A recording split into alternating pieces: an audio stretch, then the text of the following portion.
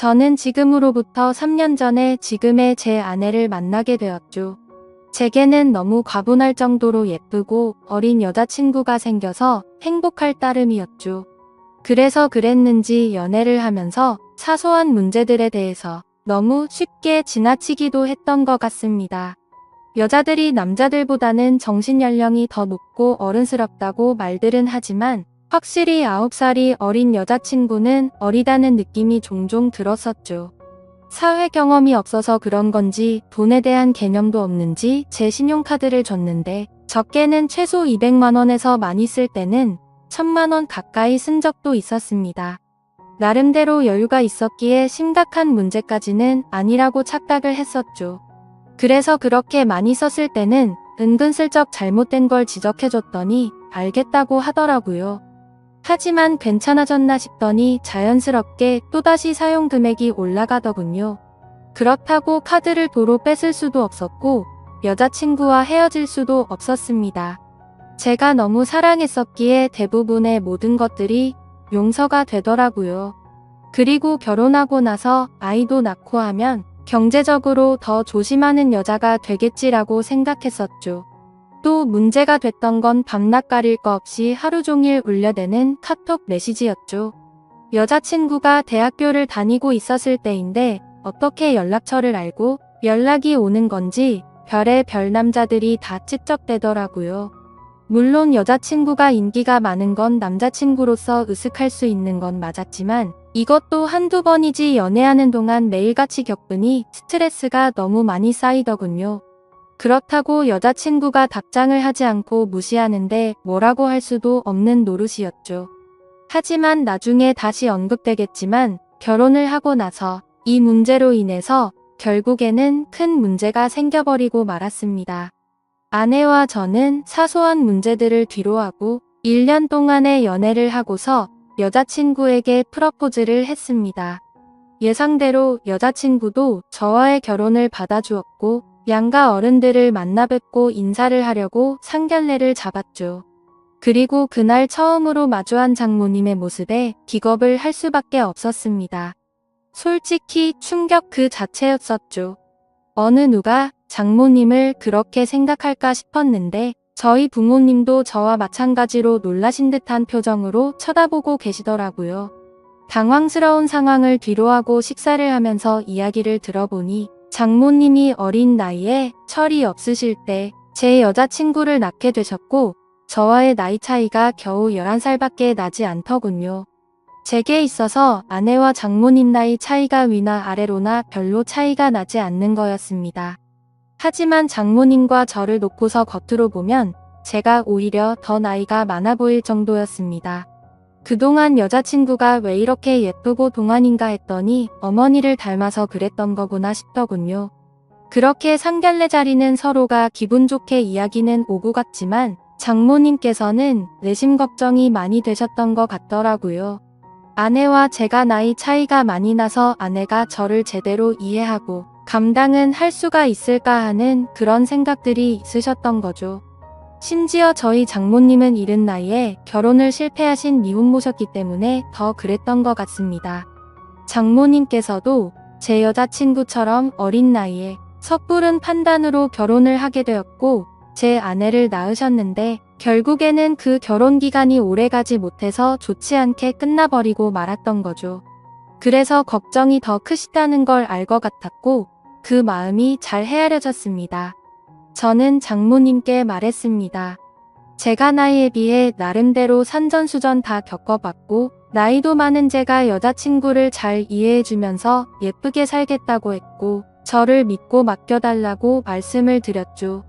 그러자 다행히도 장모님은 그제서야 조금은 걱정을 덜어주셨고 기분 좋게 상견례 자리가 끝이 났습니다. 그날 이후 여자친구와는 1년의 짧은 연애 기간을 마침표를 찍고서 곧바로 결혼식을 올렸습니다.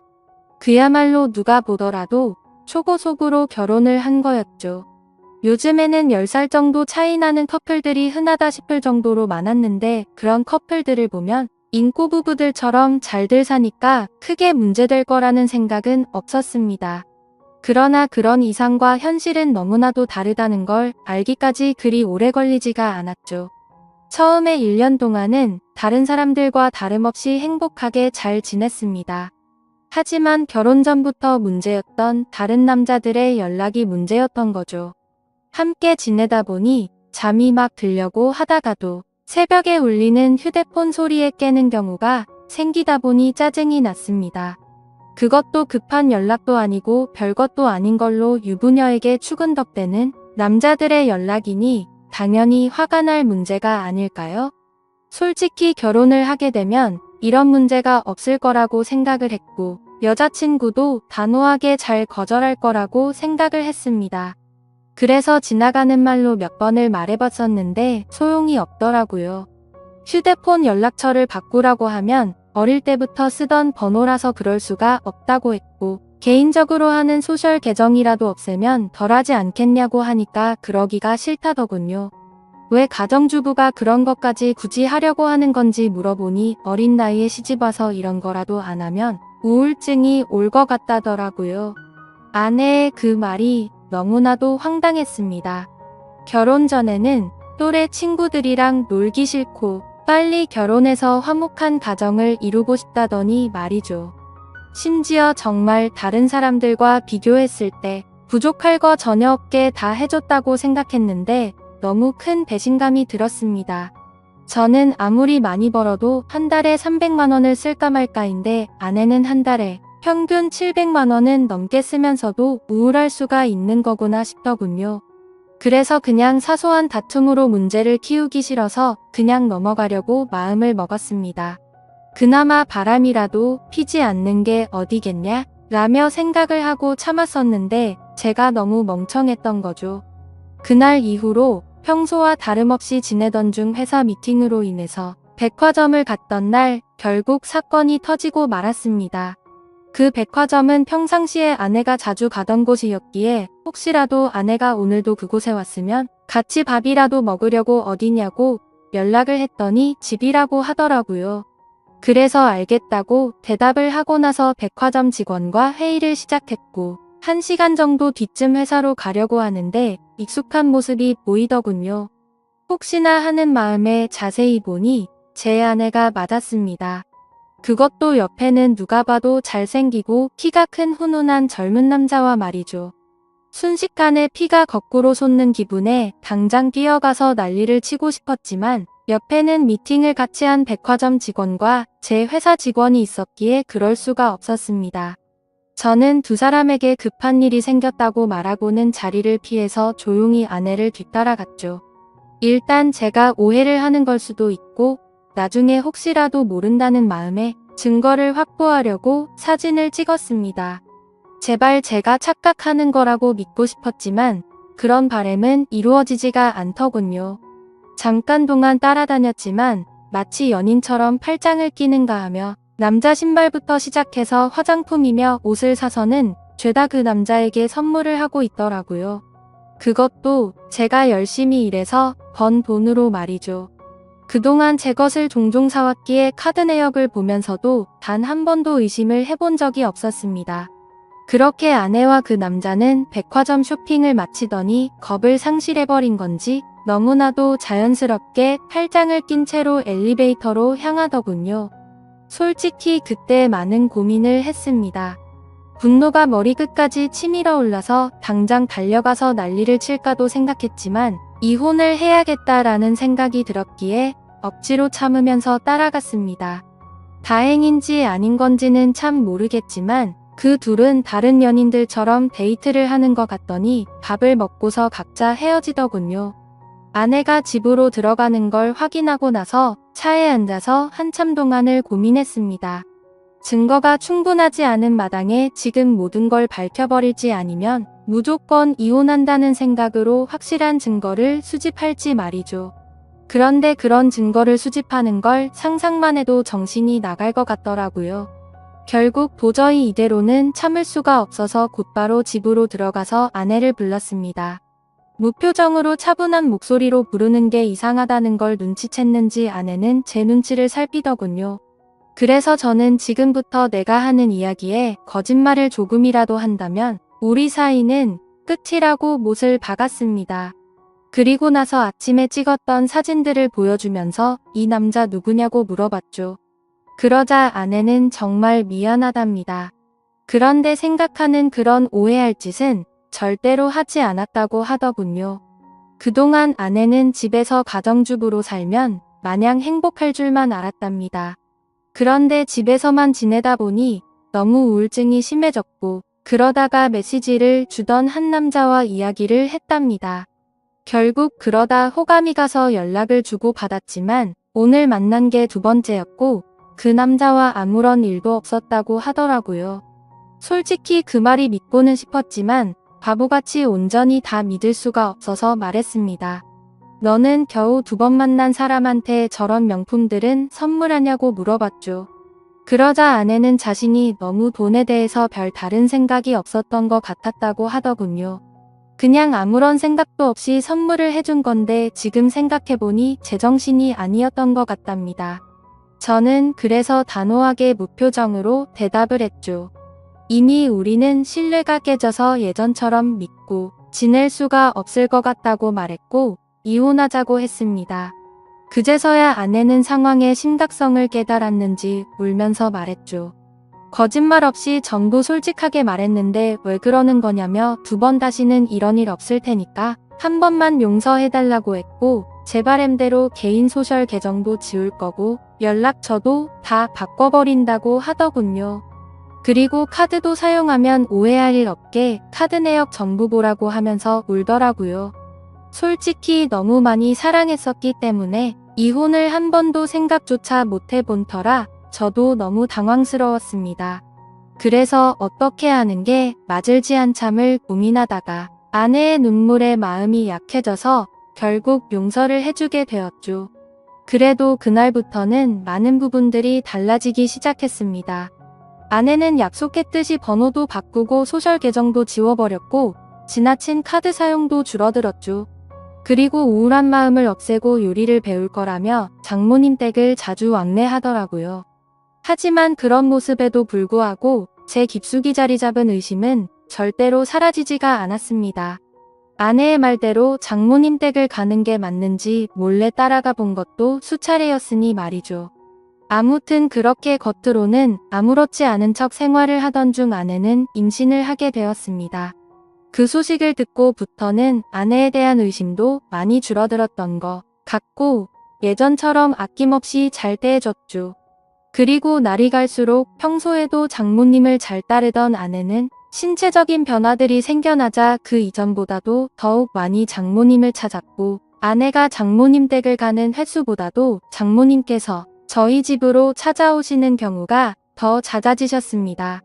저희 집과 장모님 댁은 대중교통을 이용하게 되면 비교적으로 가까운 거리여서 장모님은 이른 아침에 저희 집으로 찾아오셔서 제 저녁까지 챙겨주셨습니다.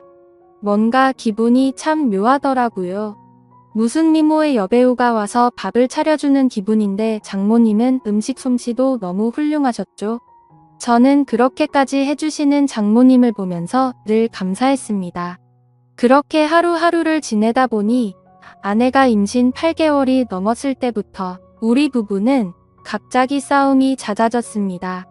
제가 아내를 예전처럼 잘 대해줘서 그런 건지 아내의 본성이 다시 나오는 건가 싶은 그런 기분이었죠. 아무튼 저희 회사는 IT 업종이라 일의 특성상 야근이 많은 환경이었기에 늦게 들어가는 날이 많았습니다.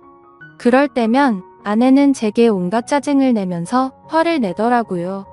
어떻게 임신한 자신을 두고 매번 이렇게 늦게 들어오냐고 말이죠. 심지어 혹시 자신을 이렇게 만들어 놓고 다른 데 가서 딴 여자랑 놀아나는 거 아니냐고 하더라고요. 아내는 그새 본인이 했던 일을 까맣게 잊어버린 건가 싶더군요. 적반하장도 유분수지 누가 누굴 의심해야 하는 건지 참 황당하고 어이가 없었습니다. 솔직히 그때까지만 해도 정말 하늘에 맹세코 절대로 한눈을 판 적이 없었거든요. 그리고 사장이라는 자리에 있기 때문에 가끔은 사기 진작을 위해서라도 직원들과 회식을 해야 하는데도 불구하고 사회생활을 안 해본 티를 내는 건지 아내는 그런 상황들을 절대로 이해해주지 않더라고요.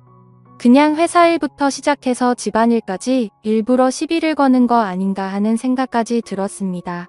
아이를 갖기 전까지만 해도 제가 사장이니까 직원들에게 이렇게 해줘야 한다, 저렇게 해줘야 한다라며 제게 많이 내조를 해줬었던 아내인데 갑자기 이렇게 달라지고 이제는 직원들 챙길 시간이 어디 있냐며 되려 성질부터 내는 겁니다. 그런 모습들로 인해 저도 마음이 많이 지쳤고 제 나름대로 힘들어서 술로 스트레스를 풀어가면서 지내왔습니다. 그리고 그렇게 힘들어하는 모습들을 장모님이 가장 가까이에서 지켜보고 계셨었죠. 그러던 어느 날 제가 퇴근하고 집으로 돌아오자 장모님께서는 피곤하지 않으면 집까지 데려다 줄 수 없겠냐고 하시면서 조심스레 말씀을 건네시는 겁니다. 동시에 제 아내에게 박서방을 데리고 가서 집에 무거운 물건들 위치를 좀 바꾼다며 저녁 먹이고서 집으로 돌려보내겠다고 하시더군요. 아내는 알겠다면서 집에 올 때 아이스크림을 사오라고 해서 저는 아내에게 알겠다고 대답을 하고서 집 밖으로 나섰습니다. 그렇게 장모님 댁으로 가는 도중에 이런저런 다양한 이야기들을 많이 했습니다. 장모님께서는 제가 많이 힘들 것 같다면서 저를 위로해 주셨고 지금은 힘들더라도 나중에는 상황이 나아질 거라고 말을 해주시더라고요. 저는 저를 위로해 주시는 장모님에게 고마운 마음이 들었고 평상시에도 장모님께서 미혼모였다는 사실을 알게 된 후부터 아내를 곱고 바르게 잘 키우셨다는 생각에 존경스러웠습니다. 그래서 아무 생각 없이 그런 모습이 존경스럽다고 말씀을 드렸는데 당황스럽게도 장모님께서는 갑자기 왈칵 눈물을 흘리시더라고요.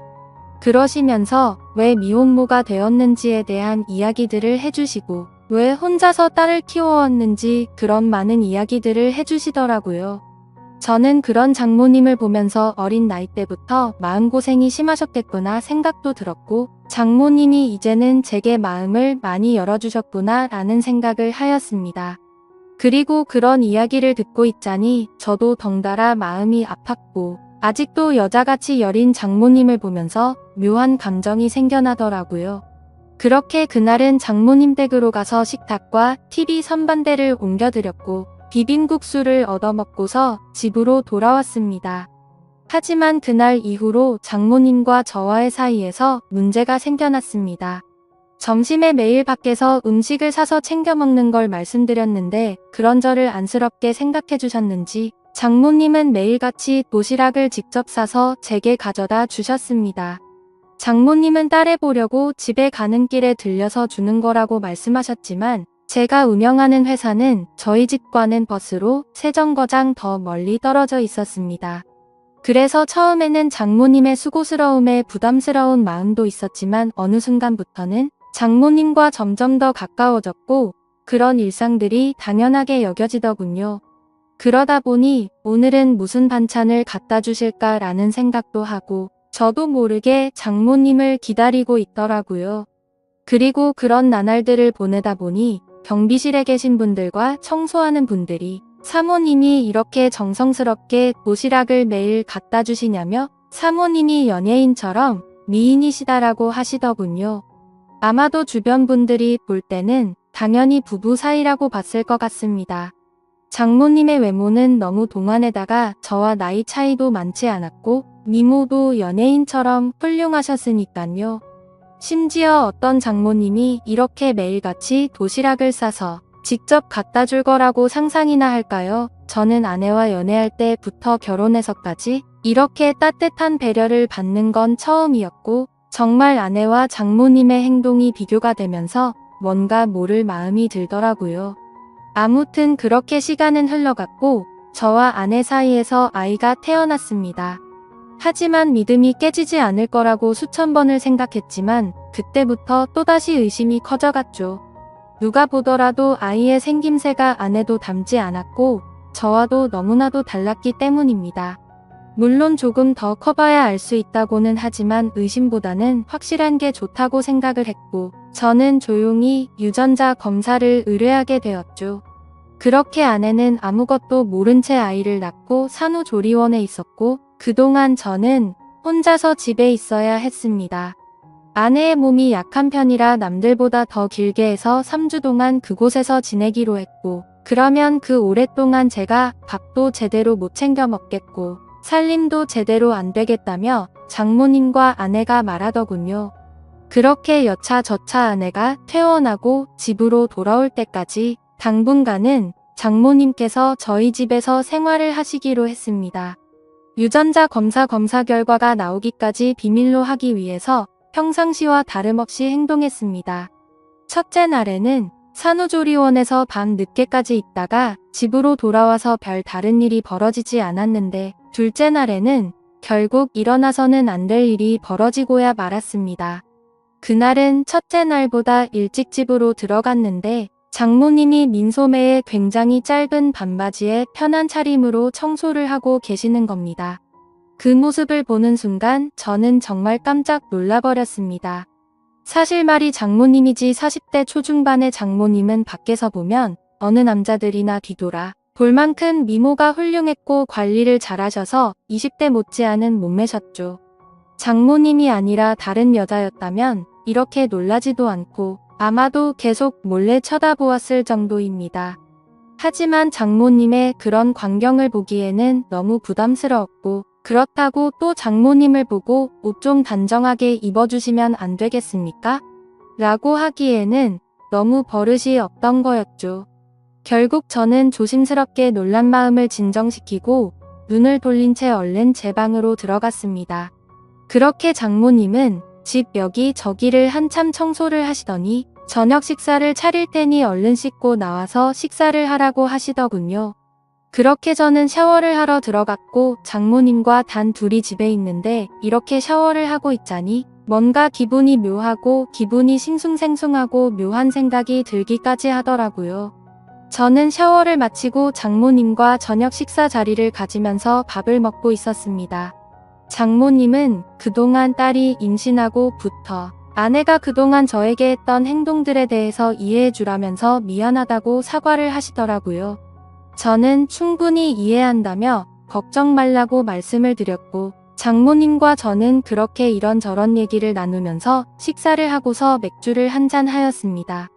한 병이 두 병이 되고 두 병이 세 병이 되고 점점 마시다 보니 장모님과 저는 금세 술에 조금 취하게 되면서 그때 이미 저희 둘 사이의 아내의 존재는 서서히 흐려지기 시작했습니다. 마치 오래 만나온 이성 간의 친구처럼 장모님이 점점 더 예뻐 보였고 기분이 좋아졌습니다. 어쩌면 아내와 매번 느끼고 지내던 세대 차이를 장모님과는 전혀 느껴지지 않았고 그렇게 긴 대화를 주고받았던 것 같습니다. 냉장고에 있던 맥주들도 다 동이 나게 되었고 오래간만에 술이라 뭔가 부족하더군요. 그때 눈에 띈 건 진열대에 놓여있던 양주였고 그 양주를 열면서부터 저희 둘의 경계선도 열리게 되었습니다.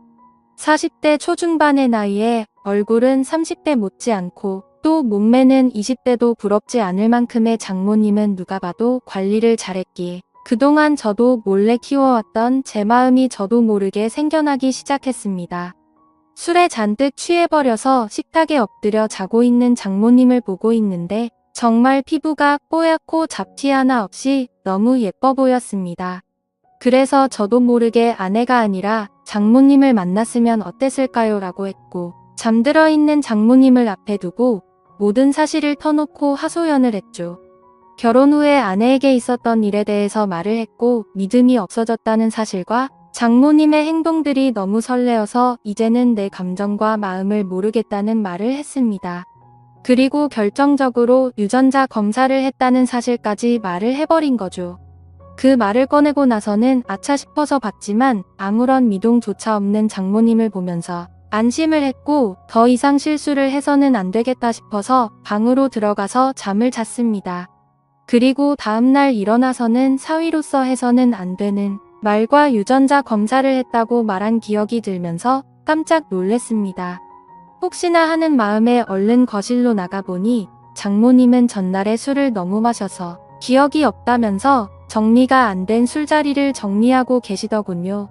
저는 속으로 한숨을 내쉬며 한편으로는 다행이라고 안심하면서 어색하지 않은 티를 내려고 TV를 봤습니다.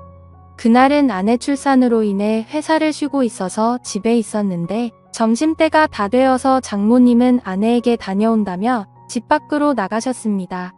그래서 저는 조금은 편안해진 마음으로 조금 더 쉬고 있었습니다. 그날은 어제 있었던 일로 인해 아내에게 죄책감이 몸둘바를 몰라서 차마 얼굴을 보러 갈 수가 없겠더군요. 그렇게 저는 반성을 하면서 집에서 있었고 시간은 자정이 다 되어갔습니다. 아무래도 장모님께서는 아내와 같이 있으려나 보다 하고서 잠자리에 들려고 방에서 누워있는데 문 여는 소리가 들리더니 장모님이 자정이 조금 넘어서 집으로 들어오시더군요. 어딜 가서 술을 드신 건지 취하셔서 술 냄새가 진동을 하더라고요. 저는 술에 취한 장모님께 인사를 드렸고 장모님은 스스로 방으로 들어가서 누우셨습니다. 그렇게 잠에 드시는 걸 확인하고 저도 제 방으로 들어와 잠을 자려고 돌아서는데 갑자기 장모님이 저에게 어제 자신에게 했던 말에 대해서 할 말이 없냐고 하시더군요. 내가 어제 잠든지 알았냐며 어떻게 내게 그런 말을 할 수가 있냐고 하더라고요. 저는 정말 깜짝 놀랬고 혹시라도 아내에게까지 이 얘기를 하신 건 아닐까 너무나도 놀랬습니다. 곧장 저는 장모님에게 다가가서 무릎을 꿇고 빌었습니다. 그리고 솔직하게 말했습니다. 그동안 아내에게 받아온 내조와 다르게 장모님이 해주시던 배려가 너무 좋았다고 했죠. 그리고 사람 감정이라는 게 제 마음대로 되는 것도 아니고 그저 술에 취해서 헛소리를 한 거라고 말했습니다. 더 이상 감정 키워나가는 일 없을 테니 걱정 말라고요. 그러자 장모님은 제 아내가 바람을 피운 내용에 대해 물어봐서 사실대로 다 말해줬고 유전자 검사 결과가 나오면 같이 확인을 해보자고 하시더군요. 그리고 결과를 알 때까지는 아내에게는 절대로 비밀로 하자고 하시더군요. 그러겠다고 대답을 하자 장모님은 아직 술이 덜 깨신 건지 갑자기 돌변하시더니 이미 상황은 엉망진창이니 다른 건 전부 다 잊고 술이나 같이 마시자고 하시더군요. 그래서 저도 도저히 맨정신으로 버티기엔 감당이 되지 않았고 양주를 거의 원샷 하다시피 마셨고 어제보다 더 많은 술을 마셨습니다. 그러던 중 장모님은 자신에게 느꼈던 감정이 진심이냐고 물어봤고 저는 장모님에게 그동안 느꼈던 고마움과 감정들에 대해서 솔직하게 말씀을 드렸죠. 그러자 장모님도 이런 감정은 처음 든다고 하시면서 딸애가 어쩌다 저렇게 된 건지 자신이 어릴 때 실수를 해서 자신의 청춘도 다 날리고 인생을 다 망친 것 같다면서 눈물을 흘리시더라고요. 갑작스러운 모습에 놀라서 얼른 눈물을 닦아드리고 다독여드리다 보니 또다시 묘한 기류가 흘러버렸죠. 결국 장모님과 저는 절대로 가져서는 안 될 서로의 감정을 알게 되었고 아마도 그날 이후로 아내에 대한 생각과 죄책감은 사라지고 없어진 것 같았습니다. 그렇게 며칠이 지나고 나서 유전자 검사지를 받아본 결과 정말 불행하게도 제 친자식이 아니더군요. 곧장 장모님께 이 사실을 알렸고 제가 드는 생각과 감정에 대해서 솔직하게 다 말해줬습니다. 결국 아내와는 협의 이혼을 하게 되었고 지금 당장은 장모였었던 그녀와 저는 서로의 감정을 잘 알고는 있지만 쉽게 연인이 될 수는 없는 상황이네요. 결국 앞으로는 이 상황들이 어떻게 전개될지는 저도 잘 모르겠습니다. 어떻게 해야 할까요? 감사합니다.